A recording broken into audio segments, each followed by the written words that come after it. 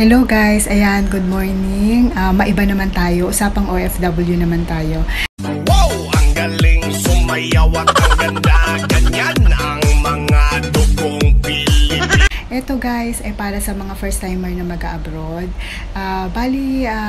Yung SIM card na ginagamit natin ngayon, tanungin niyo sa sarili niyo kung yan ba nakakonect sa Facebook niyo, WhatsApp niyo, email niyo, lahat ng pagkatingin niyo yung confirmation code, ang SIM card niyo na yan ang makaka-receive. Kasi guys, kung ang sagot niyo is oo, if I were you, kung may plano kayong mag-abroad, iwanan nyo yan sa sa pamilya nyo or sa kung sinong tao na tingin nyo mapagkakatiwalaan nyo, na pagbalik nyo after ng contract nyo is active pa rin yung SIM card na yan. Iwanan nyo sa kanila, tapos bumili na lang kayo ng alternative na SIM card na para meron lang kayong data pagka pupunta kayo ng airport, ganon. Kasi guys, usually naman kasi pagka kayo sa ibang bansa, ang contact naman ng agency sa ibang bansa is via WhatsApp, karamihan ganon. So ang need nyo lang naman din talaga is yung SIM card para magkaroon ng internet connection, para magkaroon kayo ng data. So, bakit ko pinapaiwan guys yung SIM card niyan? Kasi based on my experience, yun talaga ang pinakang maling-mali ko. Kasi dahil first time ko nga nag-abroad, hindi ko rin naman alam talaga na gano'n. Na once kayo na lumapag kayo sa airport ng ibang bansa, yung SIM card nyo is magiging invalid na, magiging wala ng kwenta, tapos hindi nyo na siya magagamit doon kasi mawawalan siya ng signal guys. So, ang nangyari nung time na nasa akin, dahil 2 years nga ang contract ko, depende pa yan sa bansa na pupuntahan nyo, merong 2 years, merong 3 years, at based on my experience, 2 years lang yung contract ko, dahil nga nagkaroon ng pandemic, na-extend ako hanggang 4 years na ako dito, hindi pa rin ako nakauwi. So yung SIM card na gamit ko dati guys is wala na siya. I know na wala na siyang signal, alam ko hindi ko na siya mapakinabangan at hindi ko na siya alam kung nasa na, natapon ko na yata siya. Bali guys, ang nangyari kasi sa akin is, yung SIM card ko kasi na yun is connected siya sa isang Facebook account ko, na ginawa ko talaga yung Facebook na yun para sa bunsong anak ko. Lahat kasi ng mga memories niya since nung baby siya hanggang sa bago ako umalis is nakasave sa Facebook ko. Pero yung Facebook ko kasi na yun is naka-hide or naka-private yung mga photos niya.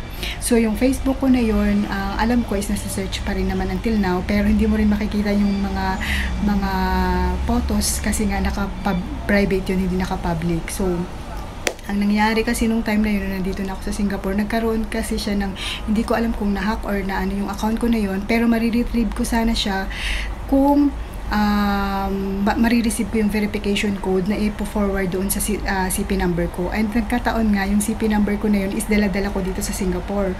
So hindi ko na-receive yung number kasi nga wala na signal yung Philippine number dito sa Singapore.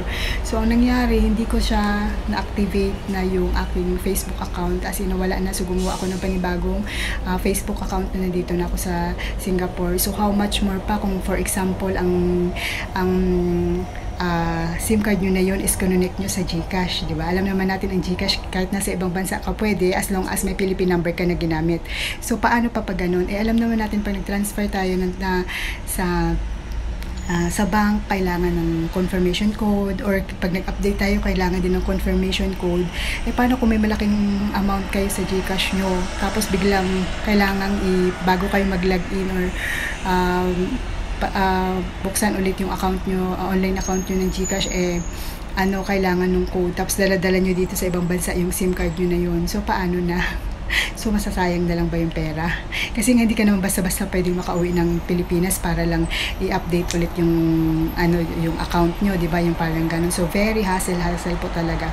So if I were you, ito a small advice lang kasi based on my experience, kung meron po kayo na SIM card na tingin nyo is sobrang importante na siya yung pag-forwardan ng mga verification code, at magplano kayo mag-abroad, magsistay kayo ng years sa ibang bansa, iwanan nyo na lang po sa tingin nyo mapagkakatiwalaan nyo. Siyempre may mga messages tayong importante, mapagkakatiwalaan yung tao, either parents nyo yan, siblings nyo yan, friends nyo yan, or kahit boyfriend nyo or asawa nyo or something gano'n, na tingin nyo naman until pagbalik nyo is magiging active pa rin yung SIM card na yun.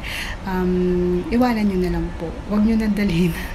Kung tingin nyo naman, hala, ikaw pag iniwan ko, paano na pagpupunta ako ng airport, paano ako makaka-text, makaka-update sa kanila.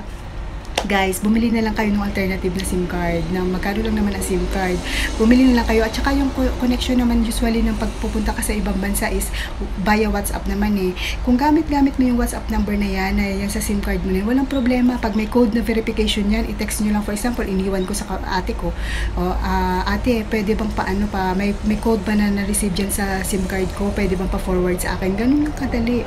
Walang kaysa naman sa dalhin yung SIM card, pagdating naman sa ibang bansa, magiging useless siya kasi mawawala na siya ng internet connection or data. So, at may tendency mag-i-expire yung SIM nyo pag hindi niya na-loadan o na-top upan. So, tapos kung yun nga, ilang years kayo sa ibang bansa, tapos depende pa sa situation, pag katulad nga nung nangyari sa akin, nagkaroon ng pandemic, until na, hindi pa rin ako nakauwi, 4 years na. So, yun.